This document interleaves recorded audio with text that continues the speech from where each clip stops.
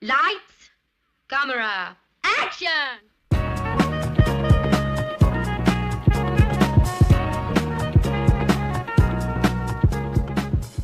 So far on this channel we've looked at specific films and specific genres for analysis, but we haven't really ventured into the history of cinema.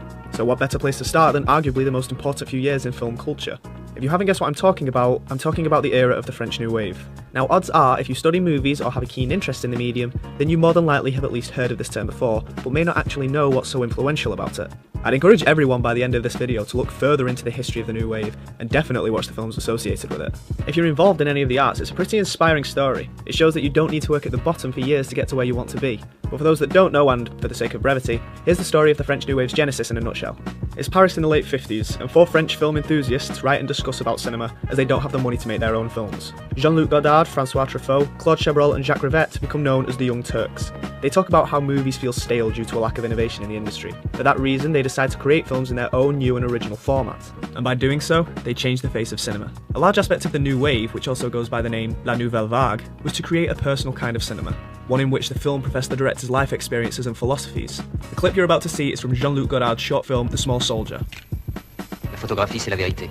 Et le cinéma, c'est 24 fois la vérité par seconde.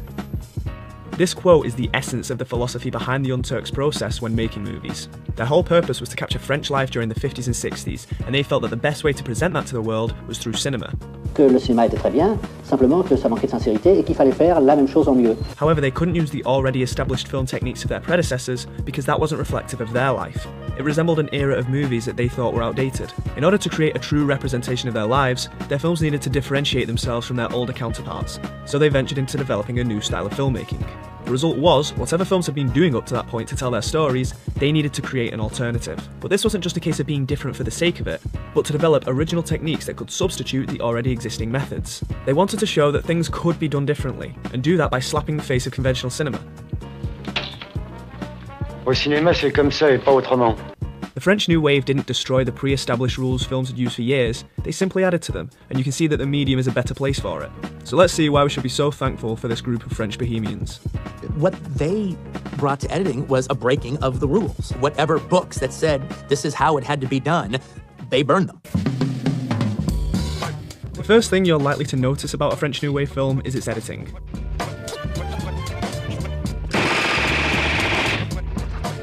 So what was so special about it? Well, first off, let's enhance on some of the components of editing, specifically cuts. What's the meaning behind a jump cut? Well, a jump cut is both spatial and temporal. Let me make that easier. A jump cut is used to show the difference in both the space and time between two shots, and we can separate jump cuts into two distinct functionalities: to match two shots,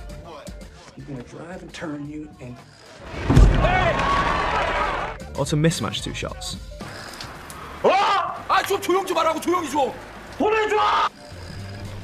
The latter being the reason as to why jump cuts were mainly avoided prior to the New Wave.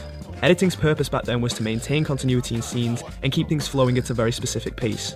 If we were to think about the films that were being made, there was a certain film language that was very, very distinct. Certain kinds of coverage, long shot, two shot, single. There was almost a formulaic way of presenting films. This film language was very strict, and in editorial terms, there were rules that one felt could not be broken. These rules were a way of keeping editing invisible, as there's nothing intrusive about it so the audience doesn't notice it. This is fine depending on the type of movie you're creating, but if there's one thing about the Young Turks, it's that they wanted to be noticed. Seeing how conversations were edited in other pictures at the time, let's take a look at how a conversation was edited in Godard's Breathless. J'aime une fille qui a une très jolie nuque, de très jolis seins, une très jolie voix, de très jolis poignets, un très joli front, de très jolis genoux. No master shot, no reaction shot, no over the shoulder, and flooded with discontinuous editing. When you edit a conversation scene with jump cuts, what you do is contrast two pieces of footage instead of complement. The result? The audience becomes more conscious that they're watching a movie. Je lui donne rendez-vous, on déjeune ensemble, je voulais lui dire, voilà, on est bons amis, je trouve qu'on devrait coucher ensemble. Pourquoi, comme ça? Et je ne sais pas. As we established, the New Wave was about representing the spirit of their era by using new techniques to create a new style of filmmaking. That style was to make the audience aware that they were watching a film. It demystified audiences at the time as it didn't follow Hollywood's editing etiquette. Où tu vas maintenant? New York Herald. Tournez pas la tête, regardez devant vous. Quoi ça sert d'écrire des articles? But by doing so, they were able to reduce restrictions on the assembly of their movies. They made filmmaking look easy. The term montage is the French term for assembly when editing, and if it wasn't for this style of editing, the modern day montage may not have existed without it. You may be familiar with auteur theory. Well, that too stemmed from the era of the New Wave. It meant that the director of a film was seen as its author and the overall creative force behind the picture. During the New Wave, another theory was created, known as la camera stylo, which literally means that a director should use their camera the same way a writer would use their pen. This simple concept has changed filmmaking. The idea that a director could have his or her own visual trademarks and stylings that would personalise their films has enhanced creativity in this medium since its inception. It's why we have auteurs today. Movies became less dictated by the big studios, and the directors of the French New Wave through their own innovation became auteurs themselves. The editing stylization of the New Wave was too an influence in itself. By cutting out moments that the filmmakers felt weren't important to the scene, it sped up the film. Ever since then, movies' paces have increased significantly. These filmmakers understood the grammar of film so well that they realised that the audience doesn't have to be shown everything. An example of this was not just their editing of individual scenes, but transitional editing too. In most older movies, you would move from one location to another through a dissolve, and then you'd have to watch your character walk to wherever it is they were going. This isn't necessary. So what was the New Wave's alternative? Oh là là, Michel? Just cut to it. This comprehension of film language contributed to the golden rule of show don't tell, because they realised that not only do you not need to tell, but sometimes you don't even need to show. But if you do need to introduce a setting, you don't need to spend an entire scene showing off the surroundings. Francois Truffaut would simply pan towards a setting if it was in the same area. That way you have the transition and establishing shot all in one take. Which brings us to the second most noticeable aspect of the New Wave, camera movement. Now, handheld cameras weren't used exclusively by the directors of the Nouvelle Vague, but the concept of an unencumbered camera was still in its infancy. So in order to differentiate themselves from what they deemed archaic cinema once more, they experimented with moving the camera as opposed to leaving it static. Truffaut liked to pan and move quickly during a scene. Godard typically tracked from a low angle in front of his characters. Agnes Varda tracked slowly through her settings almost like a POV shot. These are just a few instances I've chosen because there's no definitive definition for what a moving camera means in a film, but we can look at the difference between the movement of the New Wave compared to the stasis of older flicks. For one, camera movement can make a closed frame scene become an open frame scene. This changes your movie's tone, as the film's environment feels less encapsulated to what's just in the frame. It's like when we see an actor look or interact with a subject off screen. We subconsciously assume that there is a world outside of what we see, but I'm sure I've spoken about this technique before. Pick any scene in any New Wave film, and you're more than likely to see the camera do something unconventional. Two people talking, camera moves. Someone entering a scene, camera moves. You could argue that this was art through adversity, as they couldn't afford the best technology at the time, but regardless, this technique became a staple of the New Wave. The directors took influence from documentaries of the time to capture a fly-on-the-wall feel. The movements of the camera were blurring the lines between art and reality. But the thing that I find most interesting about this is that because the directors of the New Wave wanted to be different from what they called cinema du papa, whenever camera movement was typically used for a scene, they would use editing. And whenever editing was typically used, they used camera movement. Here's a clip from Double Indemnity. A woman is hiding from a man and the tension is displayed through editing. And brother, the things they would squeeze out. Well, we haven't got a single thing to go on, Keys. Oh, not too much. Just 26 years experience, all the percentage there is, and this hunk of concrete in my stomach. But now here's another scene from Breathless.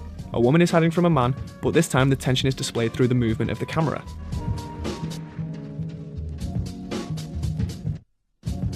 An alternative. They didn't want to be different for the sake of it, they wanted to find new methods that worked in the same way the older techniques did. And if the editing and movement of the camera wasn't enough to change the style of films forever, the other thing the New Wave was famous for was its unorthodox in-your-face approach. But once more, all they were really doing were finding new ways to convey the same message. For example, you need to show something important to the audience. So what's the best way to do that? Most people would probably say a close-up, and yeah, that's fine. But remember, that's not the style of the Nouvelle Vague. They didn't want to immerse you in a realistic sense. Their techniques were very playful. Une seconde. So instead of a close-up, how about altering the frame itself? This still gives us the same function as a close-up, as the camera is drawing our attention to a specific point in the scene. Playing with the frame and developing alternate techniques has been essential in newer auteurs enhancing their own styles. By using this technique, you can go from a close-up to a wider angle, without cutting or even moving the camera, all while maintaining the essence of that self-aware style. They even broke their own newly established rules of editing. Instead of using montages, which their films used extensively, show multiple shots of the same scene at once in the frame. Another famous technique to show emphasis was to use freeze frames. Again, this could have been done with a close-up or perhaps a slow zoom to enhance the subject of the scene, but instead they took a snapshot of the moment. I find this technique more dramatic because it's almost as though it immortalizes a moment in time. If cinema is truth 24 times a second, it makes you wonder, what was so spectacular about that one truth? With all these techniques, you're still conveying various pieces of information to the viewer, but doing so by altering the perceptions of what you're allowed to do with cinema. These directors were still breaking the fourth wall, which, by the way, was another technique that they enjoyed using. If you're still skeptical as to whether the Nouvelle Vague intentionally toyed with the audience's expectations, just look at how many times their movies directly acknowledge them. Voyez, elle pense qu'à rigoler. À qui tu parles? Spectateur. The Nouvelle Vague wanted to have the audience tested as to what could be a movie and how they could push the boundaries of storytelling, not just with their techniques, but with their content too. Many of the films would often feature non-sequiturs because they could. It added to the free-spirited nature they aimed for. For 30 to 40 years, cinema had been dominated by rules of continuity and rules of matching and establishing shots, which had produced completely seamless cinema. People broke those rules. So what can we learn from the directors in the films of the French New Wave? Well, the best way to see their influence is to just watch the films. They're so ahead of their time, it's not difficult to see. You don't think the editing is that spectacular? Tell that to Scorsese. The idea of the director as an author and the film as their novel wasn't a unique perspective? Tell that to Tarantino. And camera movement was just a basic technique? Tell that to Emmanuel Lubezki. The thing that the filmmakers of La Nouvelle Vague did was utilise one of the most important thought processes I think there is for an artist. Look at what works in your medium and think, how can it be done differently? Because if you don't have anything new to say, what's the point of saying anything? So try it. Whatever your next creative endeavour might be, look at what everyone else is doing and think of a new way it can be done. And you might see that sometimes by breaking the rules, you can make new ones of your own.